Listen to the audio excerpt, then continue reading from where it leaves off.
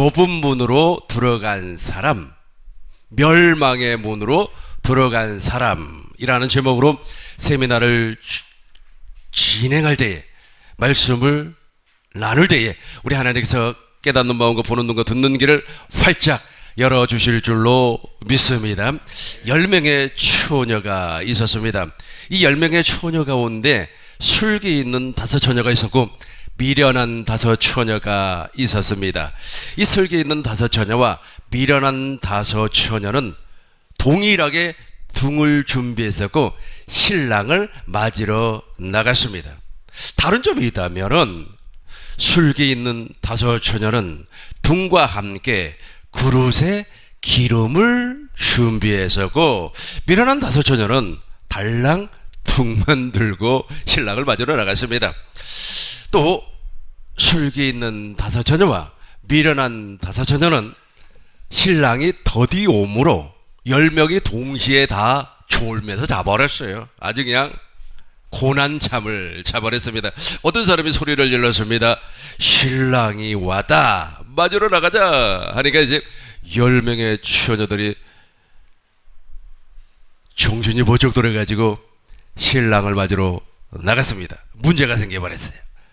이 미련한 5처녀는 기름을 준비하지 아니했기 때문에 등에 불이 꺼져가는 겁니다. 술기 있는 5처녀에게 우리도 같이 혼인잔치에 들어가야 되기 때문에 당신들이 가지고 있는 기름을 좀 나누어 주라 라고 얘기를 하니까 거절을 했어요. 차라리 파는 사람들에게 가서 기름을 사와라, 그렇게 하고 술기 있는 5처녀는 혼인잔치에 들어갔어요. 이렇게 들어가고 나니까 문이 철거동 터져버렸어요. 미련한 5처녀들이 와서 이제 문을 열어달라고 주여 주여 문을 열어주세요 소리를 지르니까 우리 주님께서 내가 너희를 도무지 알지 못한다, 이렇게 말씀을 하셨습니다. 12절 보겠습니다. 대답하여 같이 합니다. 대답하여 이르되 진실로 너희에게 이르노니 내가 너희를 알지 못하노라 하였느니라. 우리 장 목사님이 한 번 더 읽어주세요. 대답하여 이르되 진실로 너희에게 이르노니 내가 너희를 알지 못하노라 하였느니라. 아멘. 이 소리 들어버리면 큰일 나는 겁니다. 대답하여 이르되 진실로 너희에게 이르노니 내가 너희를 알지 못한다. 왜 우리 주님께서 이 사람들을 알지 못한다고 말씀을 했을까요? 이 사람은 그릇이 없어요. 그릇이 없다고 하는 말은 무슨 말입니까? 생명이 존재하지 아니했다는 겁니다. 고린도후서를 보겠습니다. 4장 7절. 여러분들이 가지고 있는 교환은 2페이지가 되겠습니다. 2페이지를 봐주시기 바라겠어요. 우리가 이 보배를 질그릇에 가서, 저와 여러분들은 질그릇이에요. 질그릇, 피조물이라는 겁니다. 우리 하나님이 토기장이죠. 토기장이라고 하는 명칭 알고 계시죠? 토기장이가 어떤 사람입니까? 그릇 짓는 톡 짓는 사람 아닙니까? 저와 여러분들이 질그릇이에요. 근데 토기장이가 진흙 하나를 탁 놓고 말이야 물레를 돌렸어요. 물레를 막 발로 돌려가지고 이렇게 아주 예쁘게 만들었습니다. 어떤 사람은 아주 토기장이가 질그릇으로 만들고, 어떤 사람은 좁은 그릇으로 만들어가지고 주인의 밥그릇으로 만들고 국그릇으로 만들었어요. 중요한 것은 무엇이냐면 그릇이 되었다는 것이 중요한 겁니다. 저와 여러분들이 그릇이 되었습니다.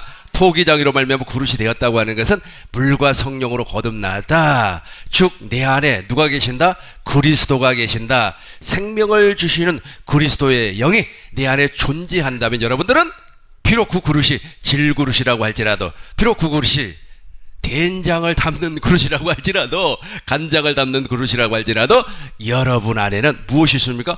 보배가 있어요. 보배가. 우리 한번 큰 목소리로 읽겠습니다.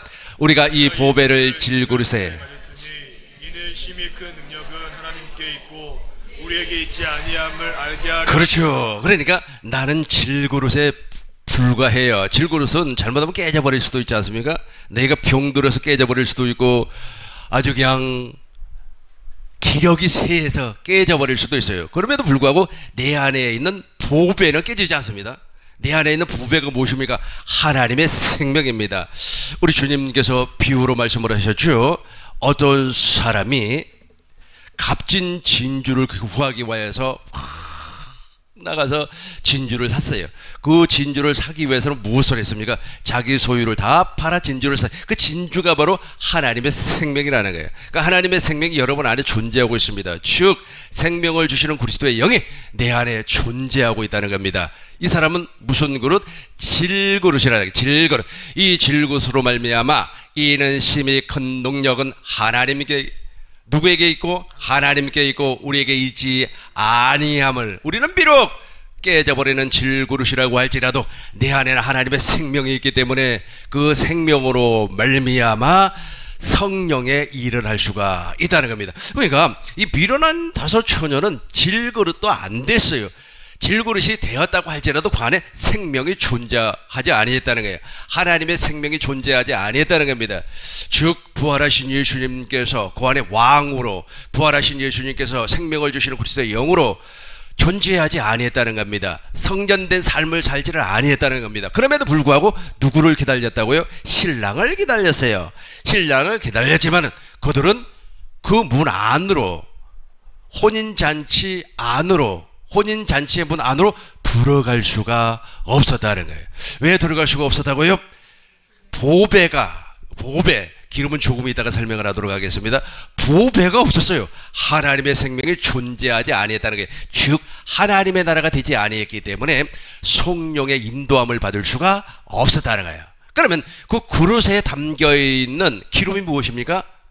요한일서 2장 27절 보시겠습니다. 우리 큰 목소리로 장 목사님이 한번 읽고 여러분들이 한번 읽고 그렇게 두 번을 한번 읽도록 하겠습니다. 너희는 주께 받은 바 기름 부음이 너희 안에 거하나니 아무도 너희를 가르칠 필요가 없고 오직 그의 기름 부음이 모든 것을 너희에게 가르치며 또 참되고 거짓이 없으니 너희를 가르치신 그대로 주 안에 거하라.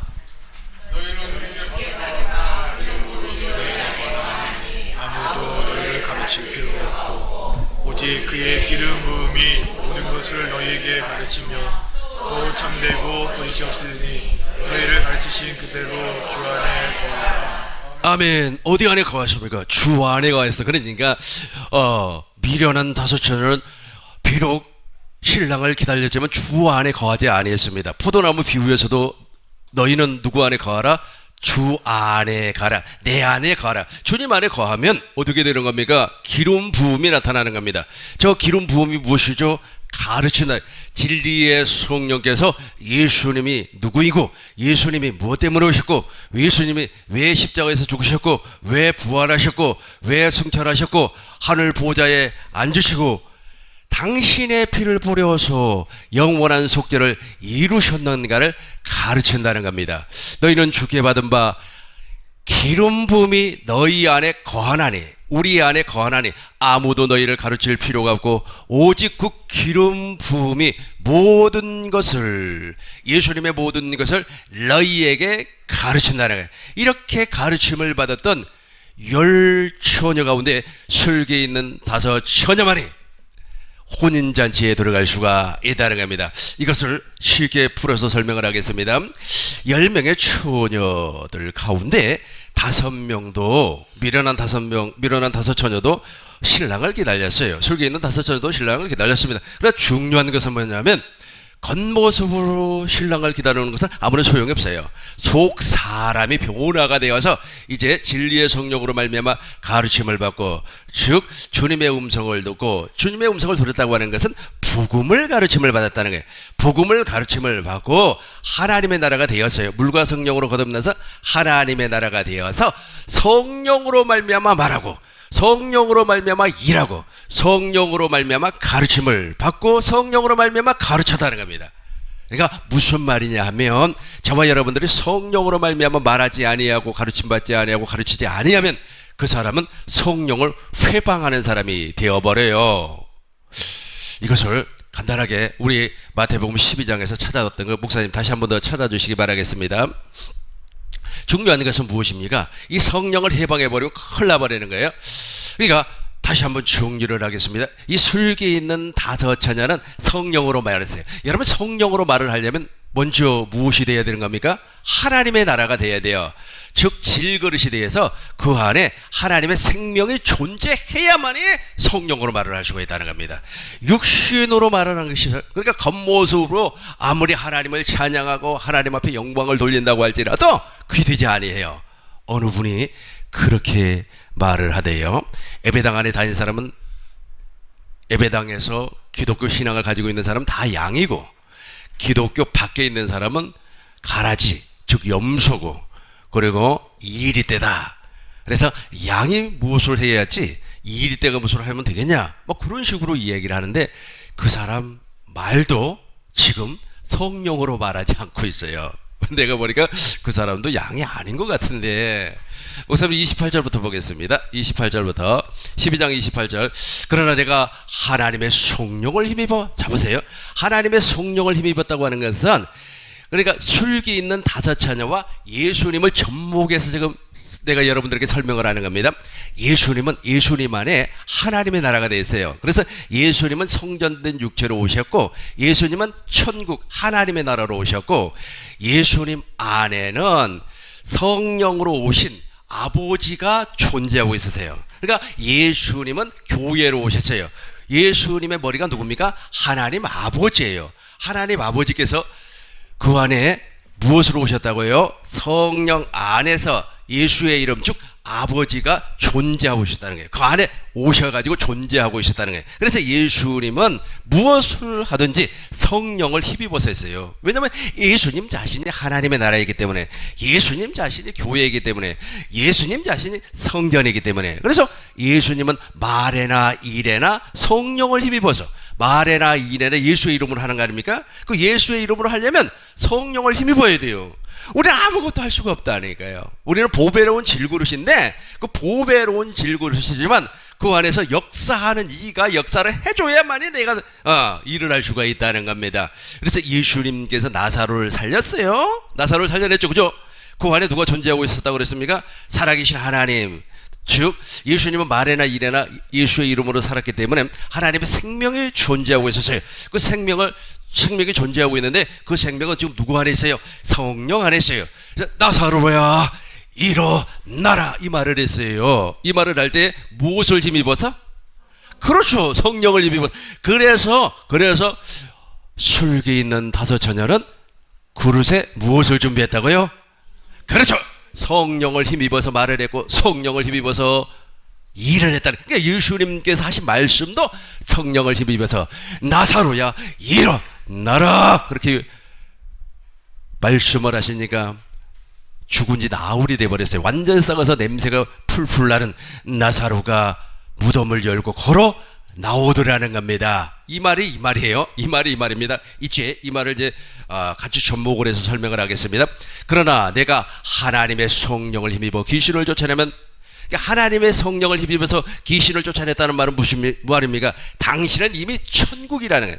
나는 천국이고 나는 하나님의 나라이기 때문에 성령을 힘입어서 귀신을 쫓아낼 수가 있다는 거예요. 그래 당신들은 성령을 힘입어서 귀신을 쫓아낼 수가 없다는 거예요. 계속해서 보겠습니다. 29절 보겠습니다. 29절.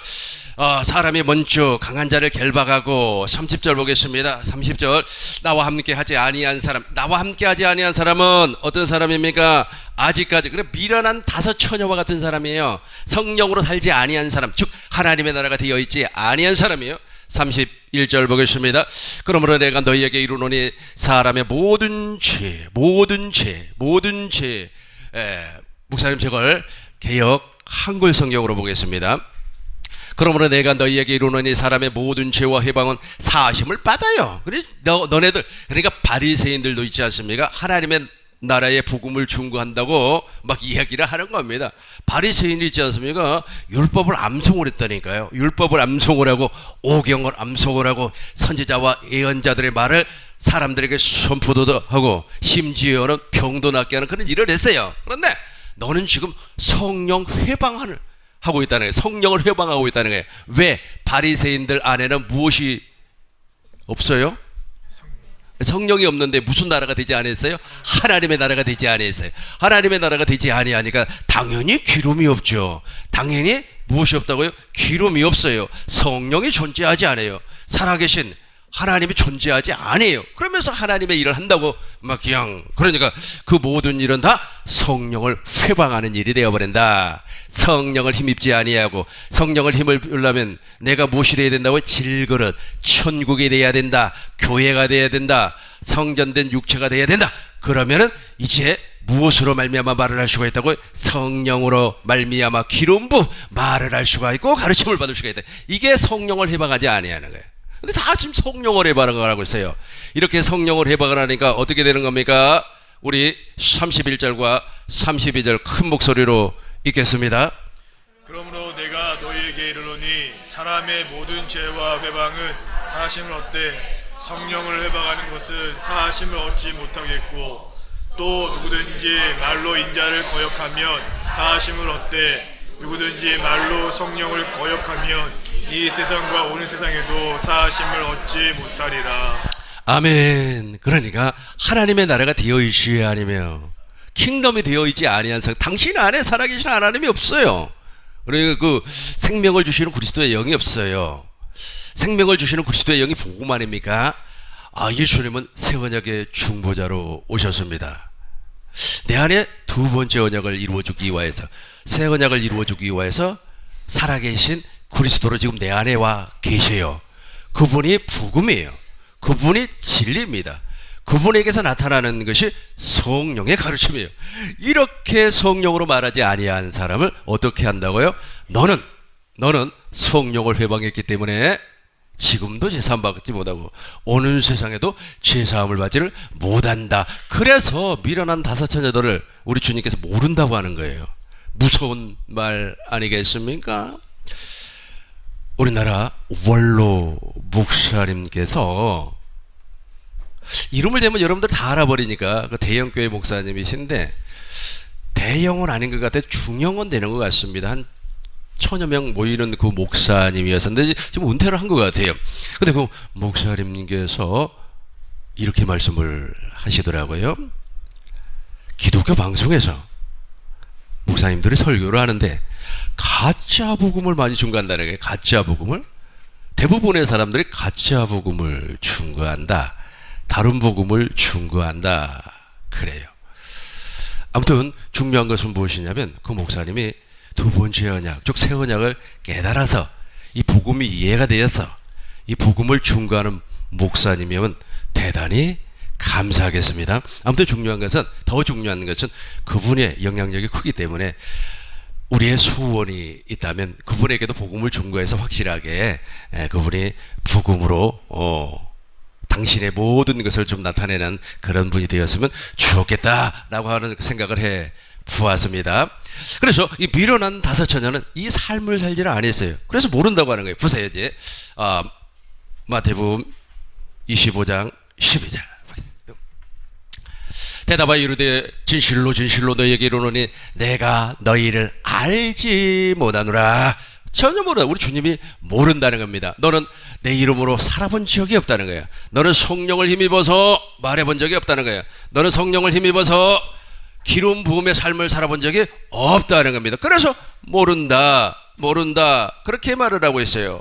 고린도전서 고후 6장 2절을 보겠습니다. 고후 6장 2절을 보겠습니다. 이르시되 내가 은혜 받을 때에 너희에게 듣고 목사님 한번 읽어주세요.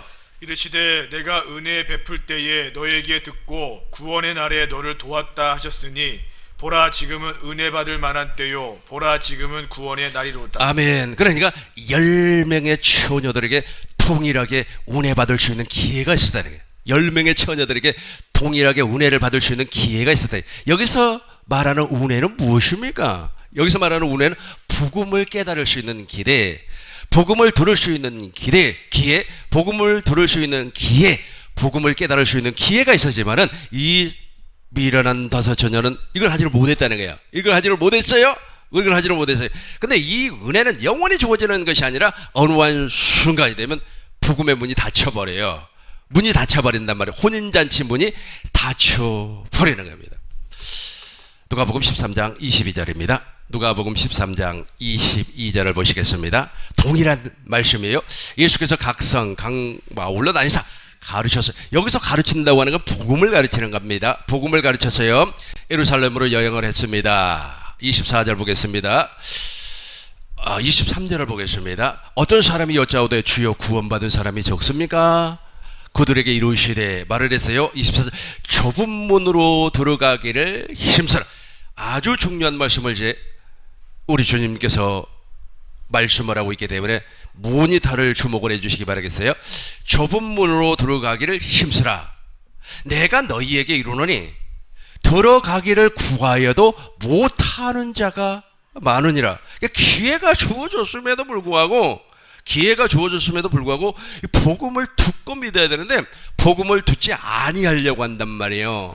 그리고 복음을 깨달아야 되는데 복음과 전혀 상관없는 것을 깨달으려고, 그 복음과 전혀 상관없는 것들이 다 다른 복음 아니겠습니까? 오늘날로 얘기하자면 그 심리학을 기초로 해서 시거리, 즉 적극적 사고방식, 긍정의 힘이라는 거예요. 그러니까 시그릿이라는 말은 무슨 말이냐면 여러분 안에 비밀이 있다는 거예요. 그 비밀이 무엇입니까? 잠재우시 가운데 비밀이 있다는 겁니까? 있어요. 이 비밀이.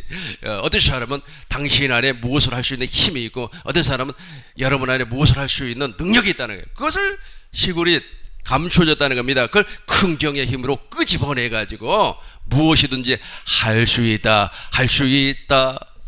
무슨 말이냐? 능치 못하는 일이 없느니라. 이렇게 주장을 해요. 그러다 보니까 진짜 복음을 들을 수가 없어요. 할 수 있는 것은 누구 안에서 할 수가 있는 겁니까? 주 안에서, 그리스도 예수 안에서 할 수 있다. 빌사일사, 빌사일삼. 옛날에 성경 구절을 이런 식으로 암송을 했는데 맞나 모르겠네요. 네, 빌사일삼, 일삼,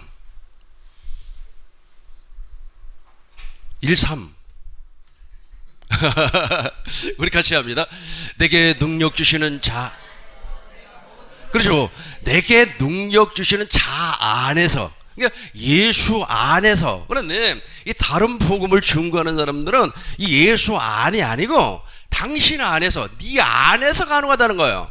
네 안에 시그릿이 있다는 겁니다. 너 안에 잠재의식이 있다는 겁니다. 너 안에 말이야 아주 발전소가 있는데 그 발전소 하나만 제대로 가동을 시켜버리면 어떠한 일도 할 수가 있다는 거예요. 권력도 잡을 수가 있고 부도 창출할 수가 있고 명예도 얻을 수가 있다는 거예요. 그것을 가르쳐요. 그것을 가르치다 보니까 무엇을 들을 수 있는 기회를 잃어버린다고요? 복음을 들을 수 있는 기회를 잃어버린다는 거예요. 그러니까 하나님께서는 동일한 기회를 주었어요. 그럼에도 불구하고 이 좁은 문 안으로 들어가는 사람이 아주 적어요. 들어가기를 구하여도 들어가지 못해. 다시 보겠습니다. 누가복음 13장 24절 보시겠습니다. 좁은 문으로 들어가기를 힘쓰라. 내가 너에게 이르노니 들어가기를 구하여도 못하는 사람이 많아요. 너무 많습니다. 엄청나게 많아요. 마태복음 13장, 마태복음 7장 13절, 마태복음 7장 13절 보시겠습니다. 마태복음 좁은 문으로 들어가라. 멸망으로 인도하는 문은 크고 그 길이 넓어 거리로 들어가는 사람이 어때요? 많아요. 다시 한번 읽겠습니다. 좁은 문으로 들어가라. 멸망으로 인도하는 문은 크고 그 길이 넓어 많아요. 이 사람들이 엄청나게 많습니다. 많아요. 그러면 좁은 문이 무엇일까요? 요한복음 10장 7절입니다. 요한복음 10장 7절 보시겠습니다. 그러므로 예수께서 다시 이르시되 내가 진실로 진실로 너희에게 말하노니 나는 양의 문이라. 그러니까 좁은 문이 바로 양의 문, 예수님 안으로 들어가는 것이 바로 좁은 문 안으로 들어가는 겁니다. 내가 진실로 진실로. 예수님이 얼마나 답답했으면. 예수님은 거짓말 하시는 분이 아니에요. 진실의 반대말이 무엇이죠? 거짓 아닙니까? 거짓. 여러분들이 보고 있는 드라마 다 거짓말입니다. 여러분들이 보고 있는 영화 다 거짓말입니다. 여러분들이 듣고 있는 뉴스 거의 90%가 거짓말이라고 하는 거 알고 계시죠? 그런데 우리 주님의 입에서 나오는 말씀은 하나도 거짓말이 없어요. 그래서 진실로. 얼마나 답답했으면, 얼마나 답답했으면. 심지어는 있잖아요. 심지어는 이런 말하면 여러분 안 믿을 거예요. 심지어는 있잖아요. 그 사람 치료하고 하는 거 있잖아요. 뭐 생사 비밀인가 뭐 그런 프로그램들 있잖아요. 그것도 연출이라고 하는 거 여러분 알고 계세요? 다 믿으라고. 연출이에요. 연기하는 사람들 데리다가 하는 연출이라는 겁니다. 그래서 이 세상의 모든 것은 진짜가 없어요. 진짜가 없어요. 진짜는 딱 하나 있습니다. 숨 쉬는 거. 숨 쉬는 거 외에는 진짜가 없어요. 다 거짓이라는 겁니다. 근데 우리 주님은 다 진실이라는 거예요. 다시 한번 우리 주님이 얼마나 답답했으면 이런 말 하셨을까? 읽어보겠습니다. 그러므로 시작. 그러므로 예수께서 다시 이르시되 내가 진실로 진실로 너희에게 말하노니 나는 양의 문이라. 진실로 진실로 너희에게 말하노니 나는 양의 문이라. 그러니까 좁은 문이 양의 문, 예수님이라는. 그러니까 예수님 안으로 들어가야 돼요. 예수님 안으로 들어가야만이 구원이라는 거예요. 10절 보겠습니다. 10절. 도적이 9절을 보겠습니다. 9절. 9절을 먼저 봐요. 9절을 먼저 보고 10절 보겠습니다. 내가 문이니 같이 합니다. 시작. 내가 문이니 누구든지 나로 말미암아 들어가면 구원을 받고 또는 들어가며 나오며 꼴을 얻으리라. 그래서 꼴을 얻어요. 내가 문이니 예수님이 문이에요. 예수님이 좁은 문이에요. 10절 보겠습니다. 도둑이 오는 것은 도둑질하고 죽이고 멸망을 시켜요. 이 친구들은 거짓말쟁이에요. 거짓말쟁이들은 무슨 말을 하는가? 이 거짓말쟁이들은 성령을 힘입어서 말을 하지 않는다 이거야. 당신은 성령을 힘입어서 말을 한다고 그래요. 내가 성령 받았네. 성령 받았다. 너도 받아라. 나도 받았다. 난리를 침에도 불구하고 그분들은 성령 받은 게 아니에요. 성령은 어떤 사람이 받는다고요? 성령은 어떤 사람이 받아요? 하나님의 나라가 된 사람이 성령을 받는 거예요. 그러니까 오순절 성령 강림 사건을 통하여서 아브라함과 이삭과 야곱의 언약을 믿었던, 그것을 확실하게 믿고 깨달았던 120명에게 성령이 임했던 것처럼 오늘날도 지금도 동일해요. 그래서 오순절 성령 강림 사건은 과거형이 아니고 현재형이에요. 지금이 오순절 성령 강림이라니까요. 오늘날 지금 이 시간이. 그래서 하나님의 나라가 되면 이제 성령으로 말을 하게 되고, 하나님의 나라가 되면 무엇으로 일을 한다고? 성령으로 말에나 일에나 예수의 이름으로 하게 된다는 겁니다. 근데 저 도적은 거짓말쟁이라니까. 거짓말쟁이. 도적이 오는 것은 같이 합니다. 도둑이 오는 것은 도둑질하고 내가 온 것은 양으로 생명을 얻게 하고 더 풍성히 얻게 하려는 것이고. 아멘. 이제 하나님의 생명을 어떻게 한다고요? 풍성히 얻게 하려는 것이라. 그러니까 좁은 문 이해하셨죠? 좁은 문 이해하셨죠? 그렇다면 어떤 사람이 좁은 문으로 들어갈 수 있는가? 누가복음 13장 27절부터 보겠습니다. 27절부터 저가 너희에게 말하여. 목사님 읽어주세요. 저가 너희에게 말하여 이르되 나는 너희가 어디에서 왔는지 알지 못하노라. 행악하는 모든 자들아 나를 떠나가라 하리라. 예수께서 28절 시작. 너희가 아브라함과 같이 여기 너무 중요하니까 같이 해요. 큰 목소리로. 너희 아브라함과 이삭과 야곱과 모든 선자는 하나님 나라에 있고 오직 너희는 밖에 쫓겨난 것을 볼 때에 거기서 슬피 울며 이를 갈리라. 너희가 아브라함과 이삭과 야곱. 그러니까 좁은 문으로 들어간 사람은 아브라함과 이삭과 야곱의 언약을 믿었다는 거예요. 이걸 복음이라고 그래요. 복음을 듣고 믿으니까 마음의 할례, 즉 그리스도의 할례가 이루어졌어요. 옛사람을 십자가에 못 박고 무덤에 장사를 지내고 예수님께서 부활하신 것 같이 새 생명으로 태어난다는 겁니다. 그리고 진리의 성령 안에 생명을 주시는 그리스도 영이 내 안에 살아계신 그리스도께서 내 안에 오셨다는 거예요.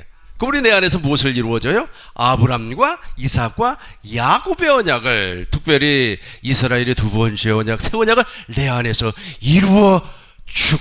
이루어준다는 사실을 믿고 있었다는 거예요. 좁은 문으로 들어간 사람이. 그렇다면 좁은 문으로 들어가지 아니한 사람은 도대체 어떤 사람들일까요? 25절부터 보겠습니다. 이제 25절입니다. 이 사람들은 넓은 문으로 가요. 집 주인이 일어나 문을 닫아봐. 저 문을 언젠가는 닫힙니다. 예수님 이 땅에 재림하시면 그때부터는 구원이 없어요. 성령이 역사를 하지 않습니다. 여러분, 성령이 역사를 하지 않으면 절대로 구원을 받을 수가 없어요. 예수님께서 어떻게 잉태를 했습니까? 성령으로 잉태를 했어요. 저와 여러분들이 어떻게 거듭납니까? 물과 성령으로 거듭나는 거예요. 그러니까 성령이 일하지 아니하고 성령이 나에게 역사해 주지 아니하면 우리는 거듭날 수가 없다는 겁니다. 그런데 어느 한 순간이 되면 저 문이 닫혀요. 그래서 지금은 보라, 지금은 은혜 받을 만한 때요, 보라, 지금은 구원의 날이로라. 집주인이 일어나 문을 닫아버렸습니다. 목사님 한번 읽어주세요. 집주인이 일어나 문을 한번 닫은 후에 너희가 밖에 서서 문을 두드리며 주여 열어주소서 하면 그가 대답하여 이르되 나는 너희가 어디에서 온 자인지 알지 못하노라 하리니. 여기가 아주 중요해요. 너희가 어디에서 온 사람인지, 이 사람들은 아주 그냥 성령 충만 성령에 대해서 그렇게 말을 했음에도 불구하고 우리 주님 모른다는 거예요. 어디서 왔는지, 서울에서 왔니? 아니면 런던에서 왔니? 아니면 상하이에서 왔니? 나는 너를 도무지 알지를 못한다는 겁니다. 26절 보겠습니다. 26절. 그때에 너희가 말하되 우리는 주 앞에서 먹고 마셨으며 주는 또한 우리를 길거리에서 가르쳤다고 그래요. 그러니까 이게 다 안다는 거예요. 그러니까 예수님은 모르고, 예수님은 그 사람을 모른다 그래요. 그런데 예수님 앞에 왔던 이 사람들은 내가 당신 안다는 겁니다. 근데 예수님이 알아야만이 되는 거 아니겠습니까? 왜 예수님이 이 사람을 모른다라고 말을 하겠습니까? 이 사람은 가르침을 받아본 적이 없어요. 성령으로 가르침을 받아본 적이 없어요. 그럼에도 불구하고 아마 저 사람들은 사람에게 가르침을 받았을 겁니다. 27절 보겠습니다. 같이 합니다. 저가 너희에게 말하여 이르되 나는 너희가 어디에서 왔는지 알지 못하노라. 행악하는 모든 자들아 나를 떠나 가니라. 저가 같이 합니다. 저가 너희에게 제가 혼자 하겠습니다. 저가 너희에게 말하여 이르되 나는 너희가 어디서 왔는지 알지 못하노라. 행악하는 모든 자들아 나를 떠나가라. 그러면서 28절 봐요. 28절 맨 밑에만 보겠습니다. 28절 맨 밑에만 오직 너희는 밖에 쫓겨난 것을 볼 때에 거기서 슬피 울며 이를. 정말로 불쌍한 사람들이에요. 그러니까 성령을 힘입어서 말하지 아니하니까 교회 밖에 있는 사람들은 염소, 예배당 안에 들어와 있는 사람은 양이 정치를 해야 되고, 양이 경제활동을 해야 되고, 양이 문화활동을 해야 되고, 말이 그럴듯해요. 근데 그런 말 하는 그분도 내가 보니까 양이 아닌 것 같아요. 양은 어떤 사람이 양이라 그랬습니까? 양이 어떤 사람이 나와 있잖아요. 너희가 아브람과 이삭과 야곱, 하나님의 나라가 되어 있는 사람, 하나님의 나라가 되어 성전된 삶을 살고 있는 사람. 성전된 삶을 살으라고 하니까 또 그걸 오해를 해가지고 교회, 이 예배당을 성전이라고 그래서 예배당에 나와서 기도해야만이 하나님이 응답을 받습니다. 예배당에 나와서 찬양해야지 하나님께서 찬양을 받습니다. 예배당이 성전이니까 아주 대리석으로 화려하게 꾸며야만이 하나님이 기뻐합니다. 또 그런 소리를 하고 있네요.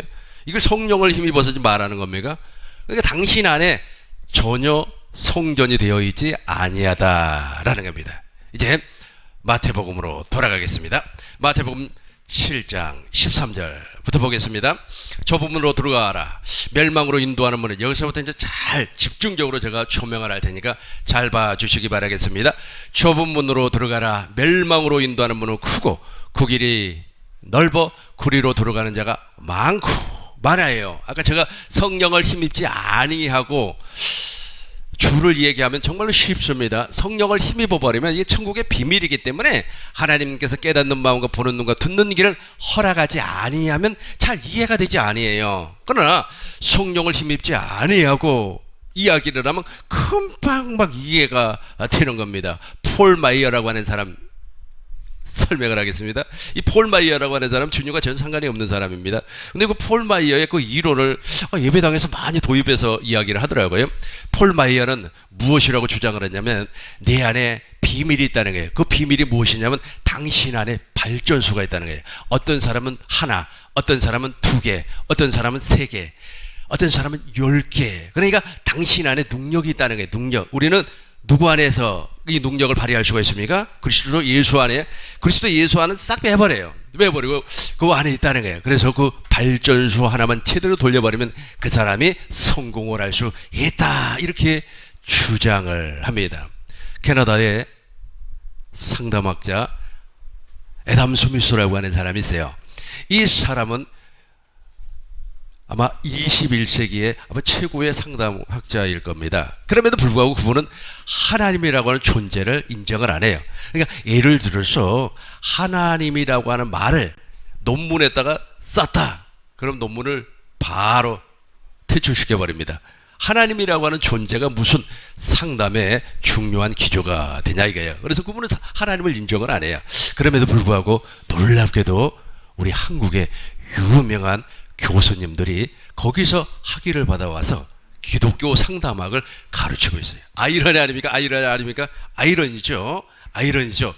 근데 이런 말들을 예배당에서 하면 사람들이 잘 알아들어요. 왜냐하면 이건 비밀이 아니기 때문에. 그러나 하나님의 나라의 비밀은, 좁은 문으로 인도하는 그 비밀은 잘 몰라요. 그래서 아브라함과 이삭과 야곱의 언약, 특별히 야곱의 두 번째 언약을 설명을 하면 잘 이해를 못하는 겁니다. 왜냐하면 하나님께서 깨닫는 마음과 보는 눈과 듣는 귀를 허락해 주셔야만, 즉 좋은 밭이 되어야만이 알아들을 수가 있다는 겁니다. 그래서 좁은 문으로 들어가라. 그런데 이 문으로 안 가.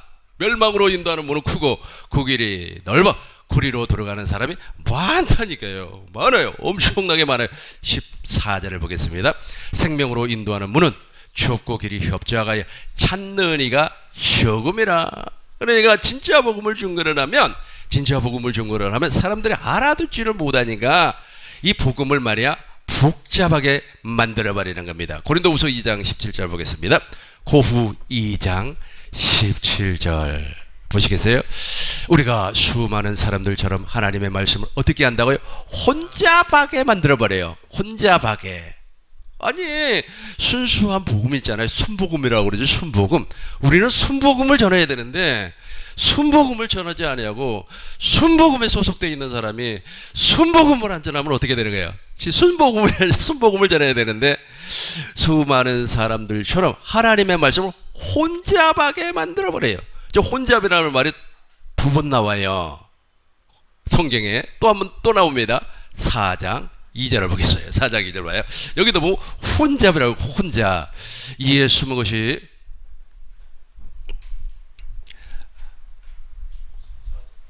4절 맞아요? 4절 말고 2절인데 2절 맞아요?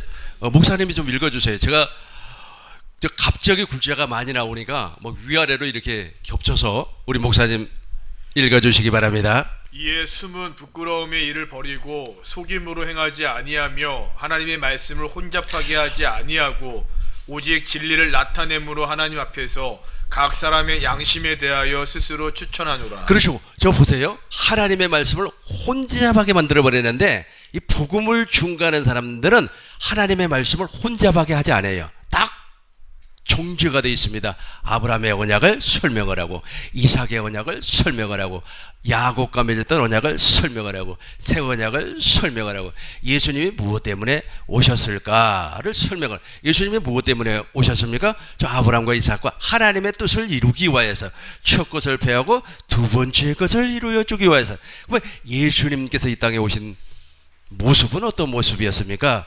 천국 하나님의 나라로 오셨습니다. 예수님이 십자가에서 왜 죽으셨습니까? 부활하셨습니까? 왜 하늘 성소에서 완전한 속죄를 이루셨습니까? 담백하게 설명이 가능해요. 그렇죠? 그래서 이제부터는 아들을 보고 믿는 자마다 영생이다. 이렇게 설명이 가능해요. 그런데 이렇게 순복음을 전하지 아니한 사람은 혼잡하게 만들어버려요. 혼잡하게.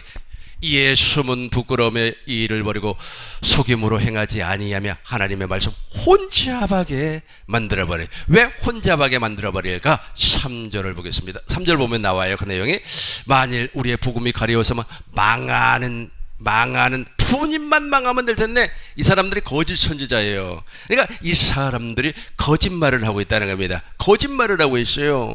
하나님의 비밀을 설명을 해야 되는데 자기의 이권을 위하여서 자기의 목적을 위하여서 마치 복음을 진짜 가짜 복음을 진짜 복음인 것처럼 유사 복음을 진짜 복음인 것처럼 가짜 복음을 순복음처럼 막 증거를 해버리는 겁니다. 그러니까 망해버리는 거예요. 계속해서 보겠습니다. 4절 보겠습니다. 이 중에 세상신이 그 마음을 혼미하게 만들어 버리는 겁니다. 여기까지 이해가 되셨죠? 이해가 되셨으면 본문으로 다시 돌아갑니다. 마태복음 7장 14절 다시 돌아갑니다. 그래서 멸망으로 돌아가는, 멸망을 향해서 달려가는 사람들이 많다는 거예요. 저 사람들 때문에.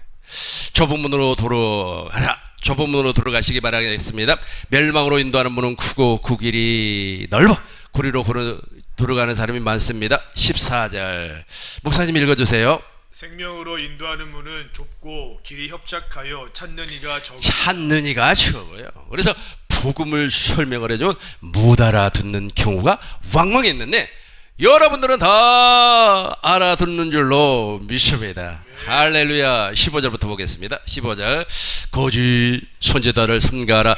양의 옷을 입고 너희에게 나오나 속에는 노략질. 속에는 노략질하는 일이라는 말이 무슨 말이냐 하면 아직까지 거듭나지 아니했다. 하나님의 나라가 되지 아니했다. 하나님의 나라가 되어야만이 성령으로 말하고 성령으로 가르치고 성령으로 깨닫고 성령으로 진리를 전파할 수가 있는데 그걸 못한다는 거예요. 16절 보시겠습니다. 그들의 열매가 나와요. 그래서 저는 우리 교회에서 이야기를 해요. 내가 욕심이나 부르고 그러면 우리 교회 가시라고, 좋은 데 가시라고. 그래서 열매는 간단하게 볼 수가 있습니다. 그분이 욕심쟁인가 아닌가만 보면 알아요. 모든 것이 다 거기에서 나오기 때문에 그래요. 야고보서 1장 13절 보겠어요. 야고보서 1장 13절 여기에서 나오는 거예요. 사람이 시험을 받을 때에 악한 마귀가 시험을 하는 겁니다. 사람이 시험을 받을 때에 내가 하나님께 시험을 받는다 하지 말지니 하나님은 악에게 시험을 받지도 아니하고 친히 아무도 시험하지 아니하시느니라. 오직 각 사람이 마귀에게 미혹을 받는 걸 시험이라고 해요. 템테이션이라고 합니다. 오직 각 사람이 시험을 받는 것은 자기 욕심에 이끌려 미혹 때문이. 그러니까 열매를 보세요. 욕심쟁인가 아닌가. 저 욕심에서 음란이 나오고 저 욕심에서 시기가 나오고, 욕심이 있으니까 시기할 거 아닙니까? 나보다 조금 돈이 많으면 시기하고, 목회자들 같은 경우는 자기보다도 조금 설교 잘하면 쫓아내버리고. 제가 부교육지 한번 쫓겨난 적이 있어요. 쫓겨났다고 하면 강제로 쫓겨났다는 말이 아니고 나에게 일거리를 안 줘버리니까 그 교회를 나올 수밖에 없더라고요. 근데 제가 담임 목사보다 설교를 조금 잘해버렸어요. 잘해도 좀 못하는 척하고 아마 버벅거리기도 하고 이거 뭐지 이렇게 했어야 되는데 아주 청산유수처럼 막 그냥 말이 나와버리니까 성도들이 나한테 막 좋은 감정을 갖더라고요. 그러니까 저 욕심이 발동을 해가지고 시기가 나오네. 모든 죄의 배경에는 저 욕심이 있다니까요. 욕심이. 오직 각 사람이 시험을 받는 것은 자기 욕심에 끌려 미혹됨이니. 계속해서 보겠습니다. 그러니까 욕심이 바탕에 깔려 있어요. 그러니까 욕심의 열매가 보이면 그분은 있잖아요, 한번 점검해 볼 필요가 있다니까요. 진실인가 거짓인가. 욕심이 잉태한즉 죄를 낳고 제가 장성한즉 사망을 낳느니라. 목사님 15절 16절 읽어주세요. 욕심이 잉태한즉 죄를 낳고 죄가 장성한즉 사망을 낳느니라. 내 사랑하는 형제들아 속지 말라. 속지 마시기 바라겠습니다. 우리 하나님께서는 시험하지 않아요. 누가 욕심 주는 겁니까? 마귀가 욕심 주고. 누가 욕심으로 말미암아 사망으로 끌고 가는 겁니까? 하나님이 하지 아니하고 악한 마귀가 한다는 겁니다. 그래서 열매를 부어라. 잘 보이지 않으면 그 열매를 보시기 바랍니다. 마태복음 7장 15절 보시겠습니다.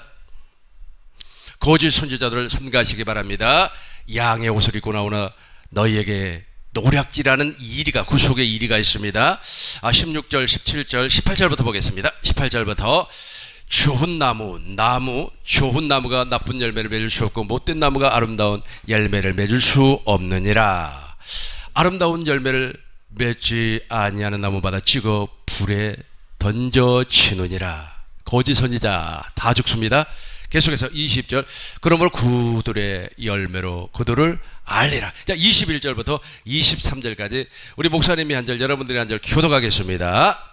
나더러 주여 주여 하는 자마다 다 천국에 들어갈 것이 아니요 다만 하늘에 계신 내 아버지의 뜻대로 행하는 자라야 들어가리라.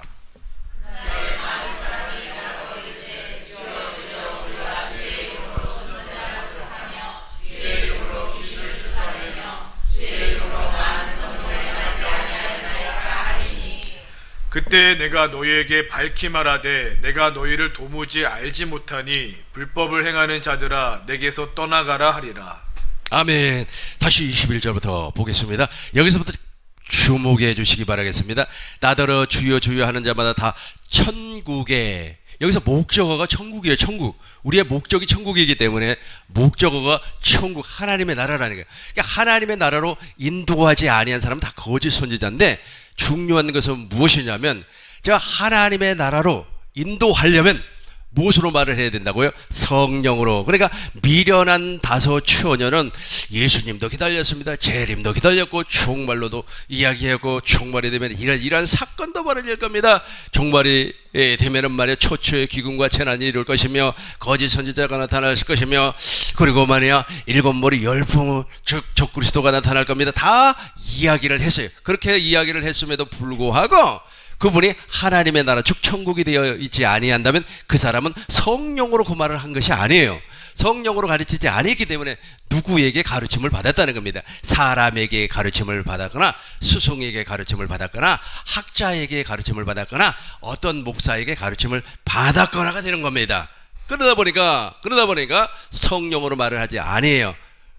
이런 사람을 거짓이라고 그래요. 거짓. 우리 주님은 진실로 그랬는데 이 친구들은 진실을 말할 수가 없다는 겁니다. 그래서 자기 욕심을 통하여서 자기를 만족시키는 겁니다. 자기 욕심을 통하여서 시기하고 질투하고 또 자기 욕심을 통해서 명예를 얻으려고 하는 거예요. 이해가 됐죠? 저는 있지 않습니까?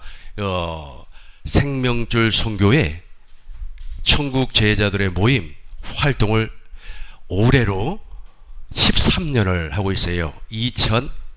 2010년인가 그때부터 했으니까. 그런데 내가 10년을 넘으면서 이렇게 느끼는 게 하나가 있어요. 이건 밭이 있구나. 밭 아세요? 이 밭이 있구나.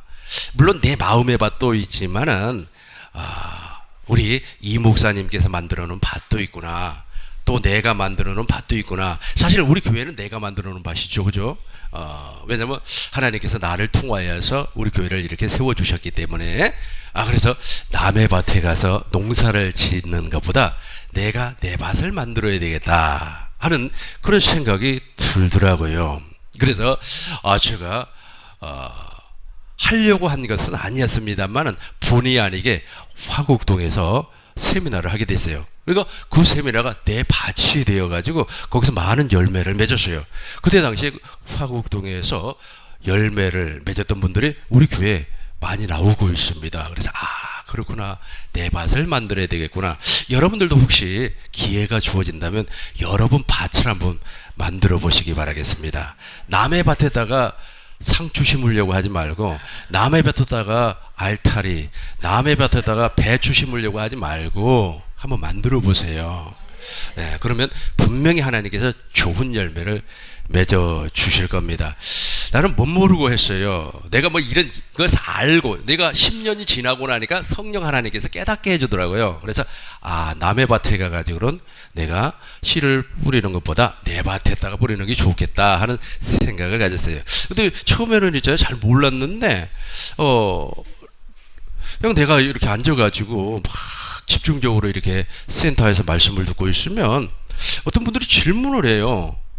내가 이러이러한 부분이 잘 이해가 안 되는데 좀 가르쳐 주세요. 그래요. 그래서 가르쳐 줬어요. 그래도 이해가 또 안 된다 그래요. 그래서 자기가 몇 사람을 이렇게 모아놓을 테니까 와서 좀 가르쳐 주겠습니까? 그래서 내가 부천이라고 하는 데가 가지고, 부천했죠. 부천에 가서 그것을 했어요. 한 달 가까이를 해가지고, 그분들이 지금은 우리 세미나에 참석하는지 안 하는지 잘 모르겠습니다만, 한 달 가까이 내가 일주일에 한 번씩 가서 이 복음을 가르쳐 주었습니다. 그리고 또 어느 분이 또 이야기를 해요. 이렇게 해서 좀 복음을 가르쳐 주세요. 아무리 들어도 모르겠습니다. 답답하다 그래요. 나는 절대로 여자 혼자 있는 데는 가지도 않고, 여자 혼자 1대1로는 밥도 안 먹는 사람입니다. 저는 여자하고 1대1로 밥도 안 먹어요. 아무리 그분이 목사님이고 할머니라도 내가 1대1로는 안 먹습니다. 옛날에는 못 모르고 있잖아요. 아이고 연세도 많고 할머니인데 괜찮겠지 했더니 그것도 아닌 것 같아요. 그것도 아니고요. 그래서 저는 여자하고는 우리 집사람하고는 1대1로 먹어. 근데 다른 사람하고는 절대로 밥도 안 먹습니다. 좀 매정하죠. 그래서 혹시 나하고 같이 식사를 하기를 원한다면 최소한 4명 이상은 데리고 오셔야 돼요. 내까지 5명이요. 5명. 그래야지 내가 식사합니다. 그거 안 해요, 안 해. 아무리 소갈비를 사준다고 그래도 내가 좋아하는 그 회를 사준다고 그래도 안 먹어요. 안 갑니다. 절대로 가지 않아요. 그래서 그분도 동일하게 그걸 요청을 해 오길래 혼자는 나는 안 한다고. 혼자는 안 하고 그러면 몇 사람을 모아주겠다는 거예요. 그래가지고 그분이 이제 정확한 기억으로 한 10명은 안 되는데 한 7명 정도를 모았어요. 근데 그분의 그때 그 모임에 오신 분 가운데 한 사람이 누구냐면 코리아나예요. 코리아나 그 권사님이에요. 코리아나라고 손에 손 잡고 벽을 넘어서 아시죠? 그분이 오셨더라고요. 그래가지고 우리 교회 개척을 할 때 그분이 툭송을 해 주었어요. 그래서 이제 하나 이제 밭이 만들어졌잖아요. 밭이 만들어져서 거기서 이제 내가 천국 복음을 증거를 했는데, 그분들이 이 교회를 개척을 해 주신 겁니다. 사실은요. 그분들이 우리 교회를 그분들이 개척을 해주고, 1년 만에 다 가버렸어요. 가버리고 이제 다른 분들이 오셔가지고 밭을 하나님이 그렇게 만들어 주시더라고요. 그래서 여러분들도 여러분의 밭을 꼭 만드세요. 꼭 만드시기 바라겠습니다. 근데 이 친구들 나더러 이 주여 하는 저 사람들이 지금 무엇이 목적이냐면 천국이 목적이에요. 근데 이 사람들은 천국이 되어 있지 않았단 말이에요. 왜 천국이 되어 있지 않았습니까? 하나님의 뜻이 무엇인가를 몰랐어요. 히브리서 10장 9절입니다. 히브리서 10장 9절. 하나님의 뜻이 무엇인가를 몰랐다는 겁니다. 그러니까 그렇게 되는 거예요. 그 후에 말씀하기를 보옵소서 내가 하나님의 뜻을 행하러 왔나이다 하셨으니 그 첫째 것을 배하시면 둘째 것. 그러니까 하나님의 뜻을 몰랐어요. 하나님의 뜻을 모르고 내 생각인데 남의 밭에 가서 무 심고 그런 것 같아요. 심어지지도 아니하지만 그것도 생각이 나니까 이야기를 좀 더 해드릴게요. 그리고 나서 그때 돈이 없었어요. 돈이 없었는데 어찌어찌 해가지고 막 이분이 헌금을 해주고 저분이 헌금을 해주고 심지어는 저기 마이크, 앰프 뭐 이렇게 음량 시설 있잖아요. 이것도 말이야 어느 분이 막 헌금을 해주셔. 우리가 그때 가진 돈이 얼마 있었냐면 230만 원. 230만 원을 가지고 이 엄청난 교회를 시작을 했다니까요. 그런데 하나님 계속해서 역사를 해 주었어요. 그래서 밭을 가져라. 목사님 꼭 밭 하나 만드세요. 예, 할렐루야. 감사드립니다. 그런데 보세요. 다시 한번 우리 읽어보겠습니다. 그 후에 말씀하시길 보옵소서 내가 하나님의 뜻을 행하러 왔나이다 하셨으니 그 첫째 것을 배하면 둘째 것. 그러니까 저 친구들은 둘째 것이 내게 이루어진다고 하는 사실을 몰랐어요. 사실을 몰랐기 때문에 미련한 다섯처녀처럼 둥만 준비를 했어요. 여러분 둥이라고 하는 것은 이렇게 불을 땡기면 불이 붙습니다. 왜냐하면 심지에 기름이 묻어 있어요. 우리가 시골에 살아봐서 압니다. 호롱불 있잖아요. 호롱불 밑에 그 기름이 없어도 그 심지에 기름이 묻어 있기 때문에 딱 불을 땡기면 불이 붙어요. 얼마 정도 불이 붙냐면 최소한 30분에서 40분은 불이 붙어 있어요. 그리고 나서 기름이 다 소멸이 되면 심지가 타버립니다. 그래서 무엇을 보충해 줘야 되는 거예요? 기름을 보충을 해 주어야 되는 거예요. 근데 저 미련한 다섯처녀가 기름이 없었어요. 물론 그릇도 없었고요. 그러다 보니까 지금 그 안에 무엇이 이루어지지 아니했다는 거예요. 둘째 것이 이루어지지 않았어요. 둘째 것이 이루어지지 아니하니까 무엇이 되지 않았다고요? 천국이 되지 않았다는 거예요. 천국이 되지 아니하니까 말에나 일에나 예수의 이름을 할 수가 없었어요. 즉 성령으로 말하지 아니했다는 거예요. 성령으로 귀신 쫓지 아니했다는 거예요. 그래서 주님이 모른다고 하는 겁니다. 마태복음 7장 22절, 23절 두 절을 이제 보고 정리하도록 하겠습니다. 잘 보시기 바라겠어요. 그날에 많은 사람들이 나더러 이르되 주여 주여 우리가 주의 이름으로 선지자 노릇. 그러니까 주의 이름으로 선지자 노릇 했대. 그런데 누구의 가르침으로? 성령의 가르침으로 성령으로 말하지 아니하고 아마 저건 다른 영으로 말미암아 했을 겁니다. 그렇기 때문에 우리 주님이 모른다고 하는 거 아니겠습니까? 멸망의 문으로 들어간 사람 아니겠습니까? 그날에 많은 사람이 나더러 주여 주여 우리가 주의 이름으로 선지자 노릇하며 주의 이름으로 귀신 쫓아내며 주의 이름으로 많은 권능을 행하지 아니하였는가 하리니 23절 그때에 내가 너희에게 밝게 말하되 내가 너희를 도무지 그러니까 열처녀 비유에서는 이 도무지라는 말이 없어요. 그리고 누가복음 13장에도 도무지라는 말이 없어요. 이 도무지는 여기만 나와요. 도무지 알지 못하니 불법을 행하는 자들아 내게서 떠나가라 하리라. 도무지 알지 못하는 거예요. 내가 말이야 김씨 내가 박씨 너 이름이 말이야 무슨 뭐 철수 영희 나는 도무지 모른다는 거예요. 나는 너 절대로 몰라요. 왜? 너는 지금까지 내 이름으로 살아본 적이 없어요. 천국이 되어본 적이 없어요. 성령으로 말해본 적이 없어요. 열처녀 가운데 슬기 있는 5처녀나 미련한 5처녀나 동일하게 신랑을 기다렸다니까. 잠잔 것도 10명이 다 잠잤어요. 뭐 슬기 있는 5처녀만 잠자지 아니하고 미련한 5처녀만 잠잔 게 아니에요. 근데 문제는 무엇이냐면 기름 부음을 받은 사람은 슬기 있는 5처녀 즉 킹덤 하나님의 나라가 되어서 성령으로 말을 했다는 거예요. 성령으로 설교했다는 거예요. 성령으로 귀신 쫓아 성령으로 귀신. 그러니까 예수님께서 내가 성령을 힘입어서 귀신을 쫓아내면 너희 안에 이미 하나님의 나라가 임했다는 거예요. 왜 너는 하나님의 나라가 임하지도 아니하고 성령으로 귀신도 쫓아 아니하고 네 맘대로 귀신 쫓아 이거요. 다른 영으로 말미암아 다른 영으로 왜 귀신을 주었냐 이 말입니다. 그러니까 우리 주님이 그것을 지적을 한 거죠. 반드시 우리는 어떻게 돼야 된다고요? 어떻게 돼야 된다고요?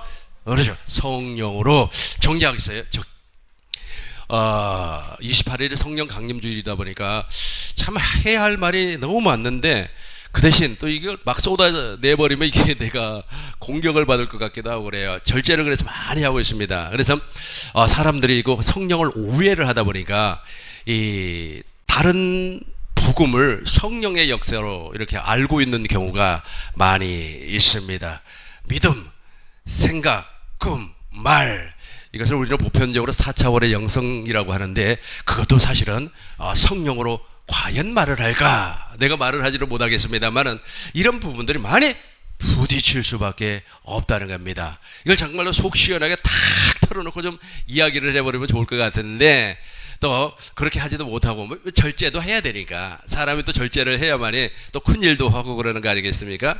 하고 싶은 말이 있다고 해서 다 해버리고 그러면은 또 큰일을 하는데 지장이 있으니까 제가 많이 좀 절제를 하고 있습니다. 중요한 것은 무엇이냐면 성령을 회방하면 그 사람은 주님과 전혀 관계가 없는 사람입니다. 어떤 사람과 같이 미련한 5처녀와 같은 사람. 그리고 누가복음 13장에서 말했던 그 사람이 누구죠? 길거리에서 주님에게 가르침을 받고 주님과 더불어서 음식을 먹고 음료수를 마셨던 그 사람도 하나님 나라에 들어가지를 못했죠. 마태복음 7장에서 말하는 것처럼 내가 주의 이름으로 귀신 쫓아냈습니다. 주의 이름으로 선지자 노릇했습니다. 그죠? 그러니까 내가 말이야 4차원의 세계라는 것을 통하여서 말이야 말과 꿈과 그리고 믿음 이걸 통하여서 말이야 내가 이렇게 하나님의 사역을 했습니다. 뭐 그렇게 말을 할 수도 있다는 겁니다. 그러나 우리는 진리의 성령으로 한번 심도 있게 생각을 해볼 필요가 있다는 겁니다. 여기까지 깨달아졌으면 하나님 앞에 영광 박수를 드리겠습니다. 수고들 하셨습니다.